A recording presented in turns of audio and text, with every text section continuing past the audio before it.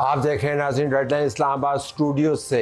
अमूमन सियासी bombardment opposition करती है, लेकिन मौजूदा निज़ाम के अंदर से बम्बार्डमेंट का आगाज़ हो गया है। पाकिस्तान की वफाकी काबीना के अहम तरीन अरकान में से एक रुकन मोहसिन नकवी साहब, जो इंटीरियर मिनिस्टर हैं और एक्स्ट्राऑर्डिनरी इंटीरियर मिनिस्टर हैं, क्योंकि उनके चीफ ऑफ डिफेंस फोर्सेस के साथ जो इंस्टीट्यूशनल पर्सनल ताल्लुकात हैं वो बहुत गहरे हैं। और अगर कोई शख्स ईरान और अमेरिका के दरमियान मामलात के अंदर मौजूद रहा है तो वो मोहसिन नकवी हैं। काबीना के मेंबर भी हैं। इंटीरियर मिनिस्ट्री की ताकत का आपको अंदाज़ा है। आज उन्होंने जो बयान के ज़रिए बयानिया बनाया है वो पाकिस्तान मुस्लिम लीग नून की हुकूमत और किसी हद तक पीपल्स पार्टी के लिए बहुत बड़े हेडेक का पेशखामा साबित हो सकता है। उन्होंने बताया कि ये मौजूदा निज़ाम सिस्टम तबाह हो चुका है। उन्होंने कहा कि आप 14-15 घंटे काम करने वाला भी वज़ीर आज़म ले जाए तो कुछ तब्दील नहीं होगा। उन्होंने कहा कि इस निज़ाम को रीसेट करने की ज़रूरत है। उन्होंने कहा कि आप बजट बनाते हैं तो खसारे के अंदर चले जाते हैं, कर्जा है कि बढ़ता चला जा रहा है। उन्होंने कहा कि अगर आपने नए यूनिट्स, नए सूबे नहीं बनाए, और ये मैं आपको बता दूं कि सूबों की बात सिर्फ 3-4 सूबों की बात नहीं हो रही, मैं दर्जन से ज़्यादा सूबों की बात सुन रहा हूँ बहुत अरसे से। अगर सूबे नहीं बनाए, नई लीडरशिप नहीं आएगी, काम नहीं चलेगा। कॉकरोच इकट्ठे हो गए तो निज़ाम को उलट देंगे। इससे पहले हमें कुछ करना है। बाज़ लोगों का ख्याल है कि ये कोलैप्सिंग सिस्टम का जो बयानिया है ये अजीब-ओ-गरीब है, क्योंकि हमें वफाकी काबीना के मिनिस्टर्स रोज़ाना बताते हैं कि निज़ाम कितना ज़बरदस्त काम कर रहा है, इकॉनमी को कितना हमने स्टेबल कर दिया है, सफारती महाज पर हमने क्या तरक्की की है, पंजाब को आप देख लें, बसें हैं, मंसूबे हैं, और हमें बताया जाता है कि निज़ाम ज़बरदस्त काम कर रहा है। मोहसिन नकवी साहब कह रहे हैं कि सब कुछ तबाह हो चुका है। बैरिस्टर अकील मलिक साहब, वज़ीर मुमलिकत कानून और इंसाफ, हमारे साथ मौजूद हैं। आपका बहुत शुक्रिया जी। उनके बराबर में राना आतिफ साहब, रुकन कौमी असम्बली तहरीक इंसाफ की तरफ से आपका भी शुक्रिया।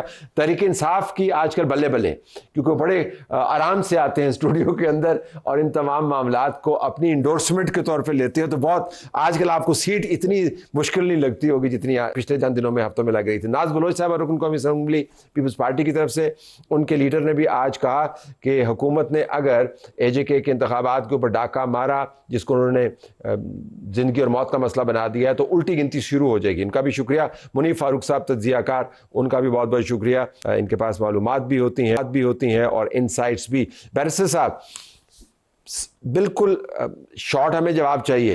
क्या ये निज़ाम तबाह हो गया है, ये कोलैप्स हो गया है?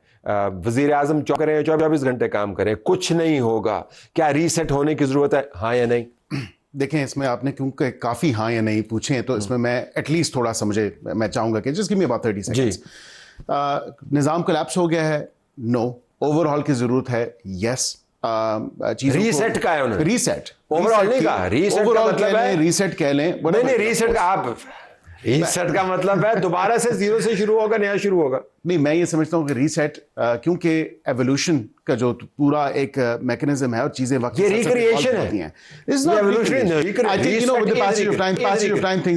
और ये दुनिया पूरी में डेमोक्रेसीज इवॉल्व हुई है, तो हमें भी इवॉल्व होने की ये जमहूरियत ऐसे नहीं चलेगी। 3-4 की जमहूरियत ऐसे नहीं चल सकती। आई थिंक इंक्लूसिवनेस होनी चाहिए, और उसमें जो हम यूथ बल्ज कहते हैं ना कि 68-69 पाकिस्तान का यूथ बल्ज है, उन्होंने बिल्कुल ठीक बात की है। उन्होंने इनकॉम्पिटेंस बल्ज की बात की है। उन्होंने कहा है कि निकम्मापन निज़ाम का डिलीवर नहीं कर रहा है, लोग परेशान हैं, और सियासी जमातें सारी की सारी, इनकी जमात समेत। लेकिन उसमें कम से कम ये तो है कि अगर एक सूबा डिलीवर कर रहा है या डिलीवर करने की कोशिश कर रहा है और कुछ उसने इनिशिएटिव्स लिए हैं और बाकी सूबे नहीं ले रहे, हर कोई अपने सूबे की बात करता है। मैं कहने का मकसद ये है कि अगर एक सूबा काम कर रहा है तो वो फिर मुल्क की पूरी जो ओवरऑल एक चीज उसकी बात की जाए ना, कि हम सबको अपने मुल्क के लिए काम करना है, सूबे के लिए तो करना ही करना है, लेकिन we need to work for our country. He is your colleague in the federal cabinet. Absolutely. तो वज़ीर आज़म से पूछ के उन्होंने बयान दिया।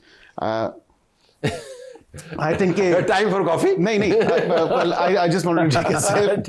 मेरे ख्याल से एक जो चीज उन्होंने महसूस की उसका जिक्र उन्होंने बरमला किया, और करना भी चाहिए, बिकॉज़ ये चीजें बात डिस्कस होती नहीं है। आदिल साहब जी, थैंक यू तलत साहब। देखिए, ये जो आज इंटीरियर मिनिस्टर साहब ने बातें की हैं, ये तो फॉर्मल इंडाइटमेंट है अगेंस्ट द गवर्नमेंट। ये चार्जशीट कर दी है। और वैसे मैं भी बताऊँ, ये उन्होंने आज जमहूरियत की भी बड़ी बात की। ये जमहूरियत की तारीख के अंदर जो सदियों पर मुहित है, ये पहली दफ़ा हुआ है कि फॉर्मली एक इंटीरियर मिनिस्टर ने पूरी गवर्नमेंट को और प्राइम मिनिस्टर को चार्जशीट कर दी है। ये तो उनको मैं क्रेडिट दूंगा एक कि उन्होंने आज बड़ा ज़बरदस्त उन्होंने कहा कि ये सारे लोग निकम्मे हैं, निज़ाम डिलीवर नहीं कर रहा। अच्छा, उन्होंने जो बात की कि निज़ाम को रीसेट करने की ज़रूरत है। देखें, अगर एक चीज़ रीसेट वो होती है जिसके अंदर जान इसके अंदर सेट होने की कैपेसिटी है, उसको आप रीसेट करते हैं कि चलो थोड़ी कोई वक्ती ग्लिच आ गया, इसको हम रीसेट कर लेते हैं। इसके अंदर तो ऐसी कोई चीज नहीं। कंप्यूटर को आप रीसेट कैसे करते हैं जब आपका हैंग हो जाता है कंप्यूटर? ये हैंग नहीं हुआ होगा, मैं वैसे बता रहा हूँ ना, मतलब रीस्टार्ट देयर यू गो, अब आप आगे ना उसको रीस्टार्ट कर रहे हैं, हैंग हुआ है सिस्टम। दूसरी बात उन्होंने की है कि देखें जी कि ये डेमोक्रेसी के उन्होंने बड़ी टाइप्स होती हैं। अच्छा, टाइप्स की बात नहीं, क्रिकेट है ना, क्रिकेट के अंदर T20 भी है, टेस्ट क्रिकेट भी है, वनडे भी है, 3 days भी है, फर्स्ट क्लास भी है, लेकिन उसके अंदर एक जो बेसिक जो न्यूक्लियस है ना, वो क्या है? फेयरनेस, ठीक, रूल बेस्ड। अगर आप पाकिस्तान में कोई निज़ाम क्यों नहीं चलता चलो साहब, इसलिए नहीं चलता कि निज़ाम के अंदर जो 2 मेन इंग्रेडिएंट है वो मिसिंग है, फेयरनेस और कंसिस्टेंसी। देखिए, अभी आप देखें आज़ाद कश्मीर के जो इलेक्शन है उसमें माशाल्लाह उन्होंने सारा बता दिया, सारा कुछ बिलावल ने बता दिया कि ये सारे, अकेले बिलावल ने नहीं, उन्होंने कहा कि आप लोग जो सारे बैठे हुए हैं ना, आप सारे फॉर्म 47 में आप काउंसलर नहीं बन सकते। उन्होंने कहा कि अच्छा, मजे की बात है, दोनों ने सच बोला है, इसमें कोई शक नहीं है। और उन्होंने कहा कि आपने 3000 अरब की करप्शन की हुई है। वैसे कुर्बान जाऊं, आपने कभी इन दोनों को सच्चा साबित नहीं किया। नहीं, जब नहीं, हमेशा कहा कि झूठ बोलते हैं। देखिए आप कह रहे हैं आपने भी ये मान लिया। There is always an exception. इस बार भी सच बोल रहा है, देखिए हर बात में मुखालफत नहीं हो सकती ना। नाज जरा इसके ऊपर, नाज साहब, ये जो बिलावल भुट्टो जरदारी ने भी कहा है कि उल्टी गिनती शुरू हो सकती है, ये थ्रेट है या वाकईतन उस बयानिए का हिस्सा है जिसके ऊपर हम बहस कर रहे हैं, जो मोहसिन नकवी साहब ने कहा कि निज़ाम ऐसे नहीं चल सकता, आप जो मर्जी कर लें, पाकिस्तान ऐसा ही रहेगा। बिलावल भुट्टो जरदारी क्या सिर्फ एजे के इंतखाबात के हवाले से बात कर रहे हैं या वाकईतन हुकूमत की उल्टी गिनती शुरू करवाने लगे? बिस्मिल्लाहिर्रहमानिर्रहीम। देखिए, एजेके के अंदर आपने देखा कि खुद वजीर आला पंजाब जो है वो वहां पे जाके एक सूबे को आड़े हाथों लेकर कोशिश कर रही थी कि इस तरह से वो अपनी इलेक्शन की मुहिम करेंगी। ये जो नफरतों का सिलसिला है ना, जो आप सूबों को टारगेट करते हैं, ये इधर से ही आप बीज बोते हैं डिस्क्रिमिनेशन के। तो मेरे ख्याल है कहीं आपने नहीं देखा होगा कि सिंध के वजीर आला ने जाके कश्मीर में पंजाब की हुकूमत के खिलाफ कोई वहां पे कैंपेन की हो। सो इन चीजों में हमें खुद भी ताज्जुब हो रहा था कि इस हद तक ये क्यों आगे बढ़ रहे हैं या आखिर चाहते क्या है। फिर आपने इलेक्शन से में देखा कि जिस तरह से वायलेंस हुई, जो तशद्दुद हुआ, जो असली की नुमाइश हुई, जो रहते हमारे पार्टी के वर्कर को शहीद किया गया, एंड मच मोर। ये तमाम चीजें आपकी प्रेस कॉन्फ्रेंसेस में, मीडिया में हमने सारी चीजें दिखाई हैं कि किस तरह जो है वो धांधली की गई। मगर मेरा ख्याल है कि ये चीजें जो है, ये जो तकरार है, वफाकी हुकूमत को खुद सोचना चाहिए कि पंजाब हुकूमत, मुझे तो महसूस जाती तौर पे ये होता है कि शायद पंजाब हुकूमत खुद ही वफाकी हुकूमत के खिलाफ है और जानबूझ के ऐसी बयानात देते हैं कि जिसका असर बराह रास्त वफाकी हुकूमत पे पड़े। तो मेरा ख्याल है बहुत सारी चीजें हैं जिनको देखने की जरूरत है।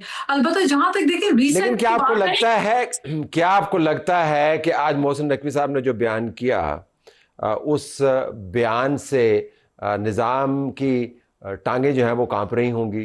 आपके ख्याल के मुताबिक? तलत साहब, you are a very seasoned and a very senior, one of the senior journalists. आपकी बहुत गहरी इन-डेप्थ नजर है सियासत के ऊपर और आप काफी अरसे से इन चीजों को गौर से देख रहे हैं। देखिए, रीसेट जो है ना, सियासत में आपको कोई भी काम अगर करना है, कोई भी चीज आपको निजाम में तब्दीली करनी है, तो वो ऑन ऑफ का बटन नहीं है कोई एक कि आपने ऑन कर दिया या रीसेट कर दिया तो रीस्टार्ट हो गया। रीसेट मींस कि एक दफा एक चीज को ऑफ, रीसेट का मतलब एक दफा एक चीज को ऑफ होना पड़ेगा, फिर ऑफ होने के बाद दोबारा वो प्रोसेस किस चीज को ऑफ होना होगा? लेकिन वो ये बता दे, वो चीज क्या है? वो चीज क्या है जिसको ऑफ करना है? आपने असेंबली को ऑफ करना है, पार्लियामान को ऑफ करना है? तलत साहब, मुझे जो इंप्रेशन आ रहा है वो तो शायद ये हुकूमत की बात हो रही है, बट मैं आपको एक बात बताऊं कि जाती तौर पे मैं समझती हूँ कि हो सकता है ये उनका पॉलिटिकल स्टेटमेंट है, लेकिन पाकिस्तान में कोई भी चीज रीसेट और रीस्टार्ट अगर होगी तो वो आइन के दायरा कार में रहकर ही हो सकती है, चाहे वो कोई भी डिमांड या कोई भी विश हो। ये भी बड़ी इस पे आते हैं। जरा मुनीर फारूक साहब से पूछ लेते हैं। मुनीर साहब, वो जो हम तो कह रहे थे कि वाह जी वाह तू कितना सेट है, तो वो उधर से उन्होंने कर दिया कि रीसेट है। तो ये हुकूमत सेट है या रीसेट होने वाली है, क्या होने वाला है? सर बात ये है कि जो रीसेट होता है ना, कई दफा आपको याद होगा, आप ज्यादा टेक्नोलॉजिकली शायद मुझसे ज्यादा सेवी हैं, कई दफा ना आपको सिस्टम कहता है कि आप अपना जो एग्जिस्टिंग वर्क है उसको सेव कर लें और फिर रीसेट कर लें, ताकि जो ग्लिच है वो दूर हो जाए। वो अलाउ करता है कि आपने जो काम अभी कर रहे हैं उसको रीसेट कर ले बिफोर इट रीस्टार्ट्स इटसेल्फ, या इसको अगर कोई रीस्टार्ट कर रहा है। तो यहाँ दूसरी बात यह है कि जो इसका एड्रेस ही था ना, ये जो सारा आज मोहसिन नकवी साहब ने कहा है, और जिस तरह मेरे आपके तमाम ऑनरेबल गेस्ट कह रहे हैं कि जी ये जी प्राइम मिनिस्टर साहब की चार्जशीट है, नहीं, ये प्राइम मिनिस्टर साहब की चार्जशीट नहीं है, इसका एड्रेस ही कोई और है। इसका एड्रेस ही PMLN के अंदर भी एक खास तबका है, ग्रुप है, इसका एड्रेस ही पीपल्स पार्टी भी है, और ये बात जो भी की गई है ये वजीर आजम साहब के नॉलेज में है। ये उन तमाम तरह गुफ्तगू और जो पार्लेज हुए हैं बिटवीन पाकिस्तान प्राइम मिनिस्टर और पाकिस्तान की जो एस्टेब्लिशमेंट के सरबराह यानी फील्ड मार्शल सैयद आसिम मुनीर साहब over a period of time कि जी what is the solution to all these problems. ये ऐसा नहीं है कि किसी ने कारपेट खींच लिया है नीचे से और हुआ है कि ओ ऐसा अर्नल की हो गया, यही क्या हुआ है। सो बेसिकली इसका जो एड्रेसी है वो हर जगह पर, आई वुड नॉट पर्टिकुलराइज के कौन कौन, बट मैंने आपको दोनों जमा तो वजीर आजम साहब को इस मामले का अदराक है, ये कोई अनजाने वाला मिसाइल नहीं गिर रहा। तो जी बिल्कुल, आपने कहा पंजाब की बात है, तो उन्होंने इंटीरियर मिनिस्टर ने ये भी कहा कि लैपटॉप से नौजवानों को खुश नहीं किया जा सकता। 2-4 हज़ार नौजवान नहीं है, वो मौके मांग रहे हैं। और साथ में ये भी कहा हर साल कर्जा बढ़ जाता है। फिर उन्होंने कहा कि जो मर्जी कर लें आप, सिस्टम को जब तक रीसेट नहीं करेंगे कुछ ठीक नहीं होगा। पंजाब के ऊपर भी फोकस किया हुआ है। उन्होंने ठीक बातें की, और जो लैपटॉप की बात की उससे मैं थोड़ा सा इख्तिलाफ जरूर करता हूं। नहीं, थोड़ा बहुत, थोड़ा है या बहुत है ये भी बताएं। है कि जब से मुनीर साहब ने आपका तारुफ कराया तो मुझे ये वजाहतें चाहिए। नहीं, मैं बिल्कुल आपको देने के लिए तैयार हूँ, पाबंद भी हूँ। मैं ये लैपटॉप की बात करता हूँ। लैपटॉप का जो सारा प्रोग्राम है उसमें देखें, हमारे घरों में बैठे हुए जो बच्चियां हैं, जो बहनें हैं, वो अपना बाइज्जत रोजगार कमा रही हैं। So this is an enabling tool जो प्रोवाइड किया है हुकूमत ने और वज़ीर आज़म ने, वज़ीर आला ने टूल कर दिया है। आप ये एक मौका, ये तो एक देखे ना, एक ऐसी चीज है जो दी गई है जिससे अपना रोजगार कमा रहे हैं। But of course he is absolutely right कि हमारे नौजवानों को इक्वल अपॉर्चुनिटीज चाहिए, हमें हमारे नौजवानों को मेरिट पे चीजें चाहिए। हमारी जो जेन जीज हैं या मिलेनियल्स की बात कर लें, वो सब यही बात करते हैं, बिकॉज मैं उनकी रिप्रेजेंटेशन हूँ। I represent them from my constituency, from the country, internationally. सारी चीज़ें देख के वो रेजोनेट इसलिए करते हैं क्योंकि हमारे जो कई ऐसे पॉलिटिशियंस हैं जो उनके साथ कनेक्ट नहीं कर सकते, जो ना उनको एक्सेसिबल हैं, ना उनको अवेलेबल हैं, ना अप्रोचेबल हैं। तो ये चीज़ें एग्जिस्ट कर रही हैं। तो ये तो सूबे बनने चाहिए फिर नए। गवर्नेंस के इश्यूज हैं, मैं उसमें बिल्कुल ये कहूँगा सूबे बनने चाहिए कि नहीं। देखिए, गवर्नेंस के इश्यूज को एड्रेस करने के लिए अगर सूबों एडमिनिस्ट्रेटिव यूनिट्स की बात करें, सूबों की बात करें, बिल्कुल chief minister Lahore, chief minister Sargodha, chief minister Faisalabad, division का भी एक चीफ मिनिस्टर होना चाहिए। मैं बता रहा हूँ यही प्लान है। ये डिवीजनों की बात नहीं हो रही, ये सूबों की बात नहीं। मैं तो ये कहता हूँ कि बेहतर एडमिनिस्ट्रेटिव यूनिट्स हो ताकि गवर्नेंस के स्ट्रक्चर बेहतर हो, गवर्नेंस बेहतर हो ओवरऑल। हुकूमत को परेशान, वो मुनीब साहब कह रहे हैं कि प्राइम मिनिस्टर साहब को पता है इन बातों का। अच्छा जी, चलेंगे तो कह रहे हैं नून के अंदर किसी और कंस्टिट्यूएंसी को, नवाज शरीफ साहब ही होंगे ना जिनको बताया जा रहा है।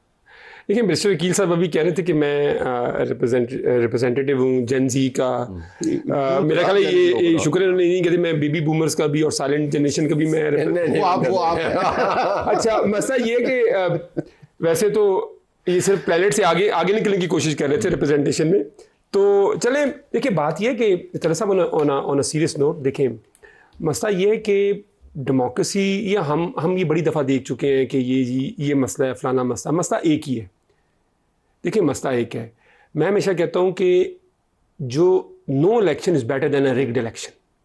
ठीक, रिग्ड इलेक्शन ने कभी आज तक दुनिया की तारीख के अंदर कभी कोई स्टेबल सिस्टम नहीं उसे प्रोड्यूस किया। लेकिन मैं एक छोटी सी मिसाल दूंगा। अमेरिका में जो सबसे रिग्ड इलेक्शन है या अनफेयर इलेक्शन है, वो 1876 का इलेक्शन था। उसके बाद से जो एक नया एरा निकला उसे कहते हैं जिम क्रो एरा कहते हैं। उसके बाद जो सेग्रीगेशन हुई, फिर 90 साल लगे सिविल राइट मूवमेंट ने आके ख़त्म किया। अमेरिका में जो रिकन्स्ट्रक्शन का एरा था सारा उसको रिवर्स भी होने लगा, हो गया था कुछ हद तक।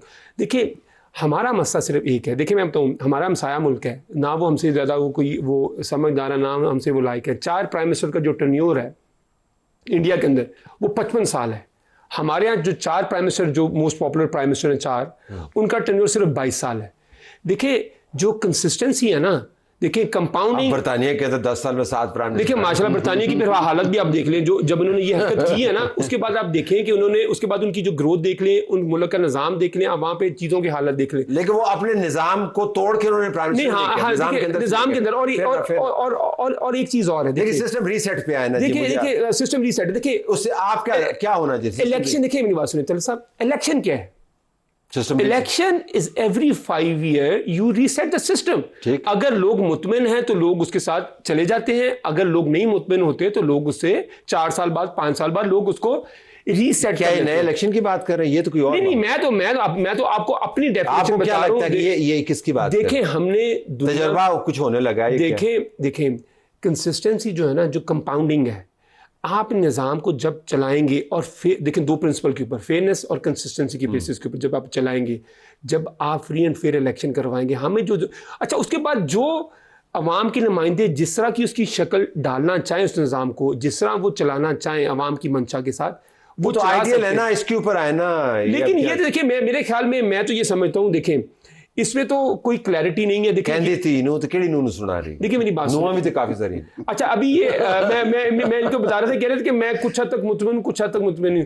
बिरसर कील साहब भी खुद थोड़े कुछ सहमे लग रहे हैं मुझे आज। नहीं मैं तो देखें, मैंने अपना जाती व्यू दिया, पार्टी का क्या व्यू है, क़यादत क्या डिसाइड करती है, दैट्स अनदर थिंग। नाज साहब को मैं बीच में लाना चाहिए। मैंने तो कहा कि बिल्कुल गवर्नेंस वापस आइएगा। आपकी जमात का मौक़िफ़ सूबों के ऊपर बड़ा वाज़ेह है। एमक्यूएम ने भी नए सूबों की तहरीक का आगाज़ किया है, वो कह रहे हैं कि हमने सड़कों के ऊपर आना है। पिछली मरतबा जो नए सूबे की बात हुई, आपकी जमात ने उसके ऊपर बड़ा वाज़ेह स्टैंस लिया। जो नहरों के मंसूबे हैं उसके ऊपर भी वाज़ेह स्टैंस लिया।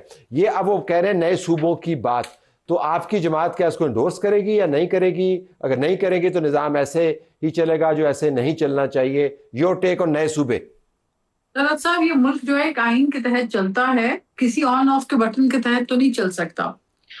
ख्वाहिशें तो बहुत होंगी और ख्वाहिशों के ऊपर अगर हुकूमत चलने लगे तो फिर फैसले जो है वो ओवर स्ट्रोक ऑफ पेन होंगे। मेरा ख्याल है पार्लियामेंट और असेंबली जो है वो अवामी नुमाइंदगान की वो जगह है जहाँ पे बड़े बड़े फैसले जो है वहीं पर ही किए जाते हैं और एक कंसल्टेशन के साथ किए जाते हैं।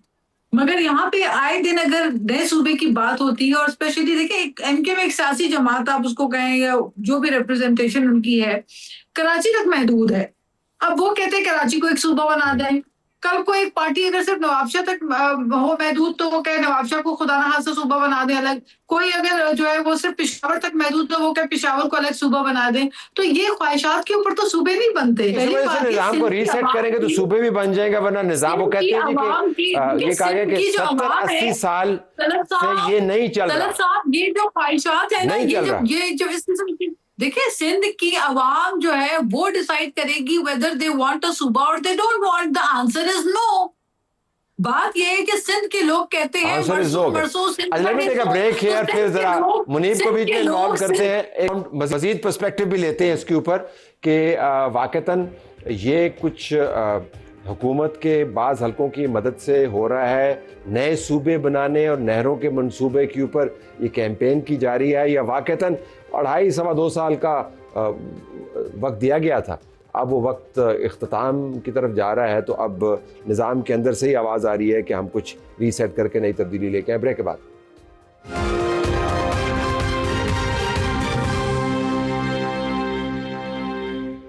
प्रोग्राम में खुशामदीद नाज़रीन। आज मोहसिन नकवी ने बड़े धमाके किए, हर तरफ इसकी खबरें चल रही हैं। ज़रा मुनीब साहब, योर टेक, गो अहेड। देखिए ये जो सारी बहस है तलत साहब, ये जो बातें की गई हैं ये एक तो मेरे ख्याल में नई नहीं है। आज जिस प्लेटफॉर्म पे मोहसिन नकवी साहब मौजूद थे वो तो आपको पता है वो काफी अरसे से एक एक्सरसाइज शुरू की गई है और मियां आमिर महमूद साहब उसे स्पेयर हेड कर रहे हैं कि जी नए एडमिनिस्ट्रेटिव यूनिट्स बननी चाहिए। उन्होंने एट हिज ओन एक्सपेंस बहुत से सेमिनार्स भी किए हैं सब कुछ लोगों को एजुकेट करने के लिए। That makes perfect sense. और उसके पीछे कई दफा लोगों ने कोशिश की पता करने के लिए कौन करवा रहा है क्या है, बट ये एक वो डिबेट है जो मौजूद है और मसाइल के हल की बात भी वहीं की जाती है। प्रॉब्लम कहाँ एग्जिस्ट करते हैं? देखिए जो कोर है इन सियासी जमातों का वो PMLN का जो कोर है, जाहिर बात है वहां पर वज़ीर आला पंजाब है मरीम नवाज शरीफ हैं, वहां पर सिंध के अंदर पाकिस्तान पीपल्स पार्टी है और जारी बात है उसको जो माइक्रो मैनेजमेंट है उस हुकूमत की वो प्रेसिडेंट साहब खुद करते हैं, मोर देन बिलावल साहब। वहां अब जिस तरह हमारी बहन नाज बलोच साहिबा ने कहा कि नहीं, लोग सिंध के लोग नहीं चाहते नए सूबे बने। अभी 2 दिन पहले मैं नासिर हुसैन शाह साहब को सुन रहा था, उन्होंने फरमाया कि ये इतने सूबे छोटे, हमने 4 नहीं संभलते तो बड़े सूबे कहां से संभलेंगे। सो जो इनहेरेंट व्यू है इन जमातों का वो तो ये है कि नए सूबे मसाइल का हल नहीं है, लेकिन जो इन जमातों को इकट्ठा किए हुए हैं, इस निजाम को जिन्होंने तरतीब दिया है, देखिए अगर 2018 का निजाम मैन्युफैक्चर्ड था तो क्या ये मैन्युफैक्चर्ड नहीं है जो 2024 के अंदर बना? ये भी मैन्युफैक्चर्ड निजाम है ना जी, ये कोई ऑर्गेनिक तो नहीं है।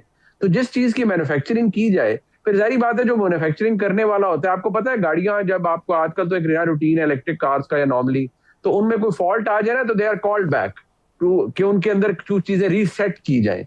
तो इस निजाम को भी कॉल बैक किया जा सकता है कि चलिए आप में ये प्रॉब्लम है, आपको हम यहाँ रीसेट कर रहे हैं and you are not given any other option. अच्छा, कमाल में से पता है क्या मुझे लगता है कि निजाम को बनाया ही ऐसे था कि 2.5 साल के बाद रिकॉल कर लिया जाए, लेकिन वाकईतन क्या ये रिकॉल हो रहा है, नहीं हो रहा है। एक और भी बात की बैरिस्टर साहब, वो कह रहे हैं बिल्कुल बैरिस्टर साहब, आज एक और भी बात की उन्होंने कहा कि सबसे बड़ा क्रेडिट उस शख्स को जाता है कोई जो रेड लाइन क्रॉस नहीं करना चाह रहा, ये नहीं कर नहीं सकता। और साथ ये भी कहा वो बंदा कह रहा है कि इस सिस्टम को अंदर से सब कुछ ठीक करना चाह रहा है, एक शख्स मुल्क को आलमी सतह पर ले जाने के लिए क्या कुछ कर रहा है, और वो शख्स आपका प्राइम मिनिस्टर नहीं है, वो चीफ ऑफ डिफेंस फोर्सेस है।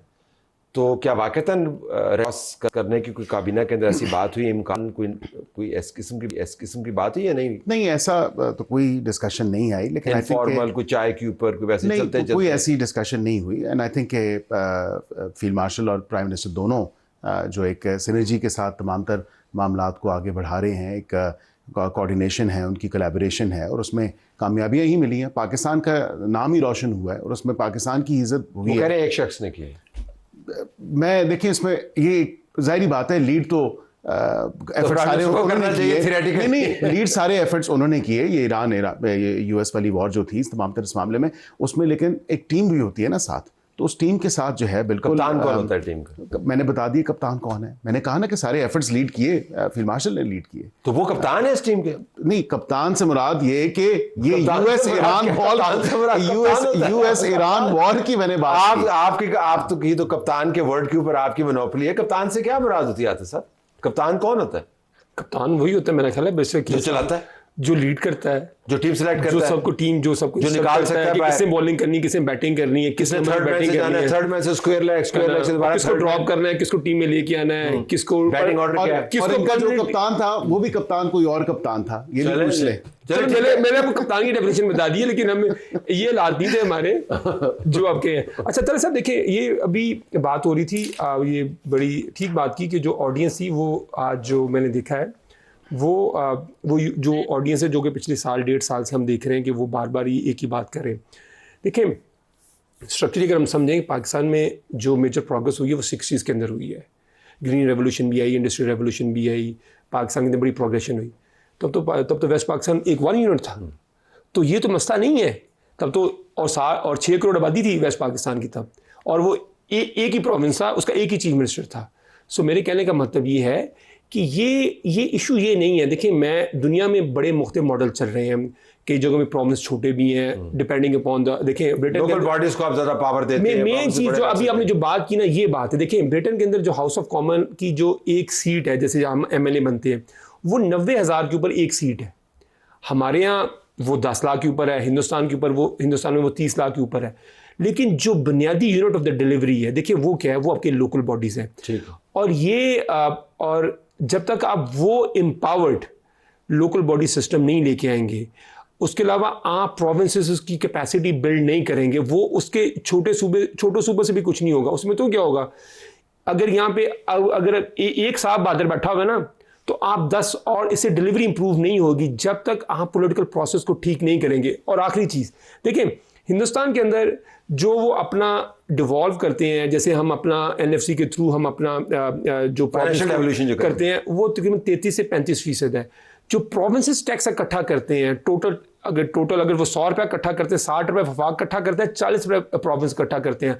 हमारे यहाँ क्या 92 वफाक इकट्ठा करता है, 8 सूबे इकट्ठे करते हैं। अच्छा, ये सारा निज़ाम जो है वैसे आपस की बात है, इसकी बुनियाद वैसे क्या है? नए इंतखाबात हैं या किसी ने बैठ के डिसाइड करना है कि भाई ये बस इस तरह होगा?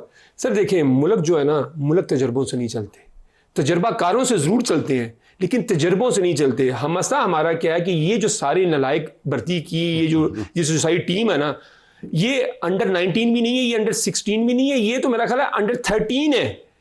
और ये हुआ ये कि हुकूमतें आती हैं, वो करती हैं, क्राइसिस को रिजॉल्व करती हैं। लगता है इन्होंने कोई इसको रिवर्स समझ लिया है। ये हर नहीं सर एक सेकंड लेट मी फिनिश। सबसे बड़ी क्राइसिस आप सर एक सेकंड जी बिल्कुल करें। ठीक है, क्या क्या काश आप इतने जज्बाती मुल्क के मसाइल हल करने में भी होते हैं शायद। नहीं है। अच्छा, वो ये है कि आप रजिस्टर ही नहीं करते। देखिए मेरी बात सुने, हुकूमतें आती हैं, वो अगर 10 क्राइसिस होते हैं ना तो वो 5 रिजॉल्व कर देती हैं, 5 अनरिजॉल्व रहते हैं और ये ऑन गोइंग बेसिस पे काम चलते रहते हैं। ये माशाल्लाह ये अगर आए हैं ना, अगर 4 क्राइसिस है ना तो इन्होंने कहा कि 4 हैं, ये तो बहुत थोड़े हैं, इन्होंने 14 क्राइसिस पैदा कर दी। फॉर एग्जाम्पल देखिए मैं बताता हूँ, देखिए पाकिस्तान में पेट्रोलियम का अगर ठीक है, इन्होंने पेट्रोलियम का क्राइसिस पैदा किया हुआ, रोज की औस है। मैम सुनने मेरी बात, उसके अलावा इन्होंने जो आपका बिजली की कीमतों का, इसके अलावा जो लेजिटिमेसी का क्राइसिस है वो इन्होंने पैदा किया हुआ है। गंदम ना बोलना, गंदम कौन भूल सकता है? अभी ये पाकिस्तान के किसान को 3,000 रुपया इन्होंने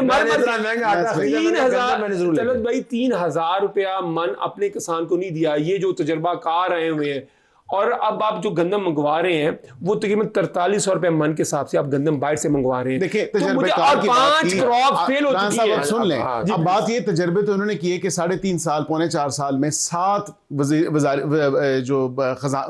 वजारत खजाना के वजीर थे वो उन्होंने बदले। उसके बाद देखें तजर्बे कैसे कैसे किए, मुल्क को डिफॉल्ट के दहाने पे छोड़ गए। उसके बाद फिर हमसे जाहिर बात है कि हमने उस तमाम मामले को डिफॉल्ट से बचाया, नहीं हमने उसको बचाया। उसके बाद अभी राइट नाउ हम डिफॉल्ट वाली सारी प्रोसेस से निकल चुके हैं अल्हम्दुलिल्लाह। अब हम ऑलरेडी जो है स्टेबिलिटी की तरफ जा रहे हैं। नहीं, स्टेबिलिटी जवाब ग्रोथ है, स्टेबिलिटी के बाद रीसेट है। उस ग्रोथ और स्टेबिलिटी के बीच में रीसेट जरूर हो सकता है। रीसेट हो सकता है। नाज साहब वापस आई गए इसके ऊपर, क्या इस वक्त आपके ख्याल में पाकिस्तान किसी नए सियासी या इंतजामी तजर्बे का मुतहम्मल हो सकता है या नहीं? There is nothing as such as reboot or restart in the Constitution of Pakistan. अगर कहीं है तो आप मुझे दिखा देंगे Constitution does it say that is there a reboot or a restart system कहीं पर लिखा है? Because you know democracy और पार्लियामान आपकी चलती है आइन के तहत। आइन हमें बहुत इम्प्रूवमेंट की जरूरत है, हमें बहुत सारी चीजों को हमें जिस तरह की बात हो रही थी कि हम इवॉल्व होते हैं बिल्कुल, but it's a gradual procedure, it's a gradual process. लेकिन हम बहुत स्लो पेस पे भी काम कर रहे हैं। 2 अमेंडमेंट कर लेते हैं आइन में, क्या मसला है? नाज साहबा क्या मसला, 2 अमेंडमेंट कर लेते हैं, इतनी जल्दी देखिए आइन के अंदर आइन पाकिस्तान के तहत पार्लियामान के तहत अगर कोई फैसला करना है तो इस पार्लियामेंट के अंदर आए, पार्लियामेंट में बैठकर उसमें कंसेंसस डेवलप हो। अगर तमाम सियासी जमातें किसी एक बात पे मुत्तफिक नहीं होती तो हो सकता है उससे कुछ कम पे हो जाए, या कहीं कोई नेगोशिएशंस हो जाती है, किन चीजों पे कुछ चीज मानी जाती है, कुछ चीज पार्लियामेंट में। इसके अलावा गुंजाइश नहीं, आपने फरमाया इसके अलावा गुंजाइश नहीं। मुनीब, अगर आप इस तमाम मामले को देखें, आप दुनिया में जहां पर भी एक जमहूरियत चलती है, जहां आइन है, उधर आप किसी से भी पूछ लें, किसी भी रिप्रेजेंटेटिव से, वो आपको यही कहेगा कि anything with in the parliament, with in the constitution will always be acceptable. उसके अलावा आप मुझे बता दें कि क्या आइन पाकिस्तान में रीबूट या रीस्टार्ट कहाँ लिखा है? हाँ, चेंजेस हमारे पास बहुत ज्यादा। आईने पाकिस्तान में कहीं लिखा जी, तारीख पाकिस्तान में बहुत जगह पे लिखा हो, but I don't want to get into that debate right now. जरा मुनीब, अगर मैं नहीं अभी जरा मुनीब की मुझे बात सुनने देना। मुनीब जब इस अंदाज से बैठे होते हैं, थोड़े से जिसको हम पंजाबी में कहते हैं विंगे होके, तो वो बात बड़ी सीधी करने वाले होते हैं। Munib go ahead. पर बात यह है कि जिन्होंने ये निज़ाम बनाया हुआ है उन्होंने 26वीं 27वीं तरमीम की, 28वीं 29वीं 30वीं जितनी भी तरमीम की जरूरत होगी, जब तक जो पूरा एजेंडा है वो नहीं हो जाता कंप्लीट, तो उस वक्त तक तरमीम आती रहेंगी। प्लेटर के ऊपर ज्यादा चीजें रखी जाएंगी। अच्छा, इसमें 25% अहदाफ हासिल हुए हैं, फिर 50%, फिर 75%, ये काम तो चलता रहेगा, बिकॉज एक चीज डिसाइड कर ली गई है कि जैसे ये सिलसिला चल रहा है और जो सैक्रोसेंस है जी कि एनएफसी को नहीं छेड़ना, 18वीं को नहीं छेड़ना, फलान, this is not the way to go about it. भूखा वफाक और अमीर सूबे, ये composition will not work in the time, ये नहीं चल सकती। और इसके I to leave it there. आप सबका बहुत शुक्रिया। ये बड़ी अहम ये सिर्फ डिबेट नहीं है, इससे हकीकी नताइज भी निकलते हैं। अब देखते हैं कि नताइज की नौयत क्या होती है। इजाज़त चाहते हैं, अल्लाह हाफिज़।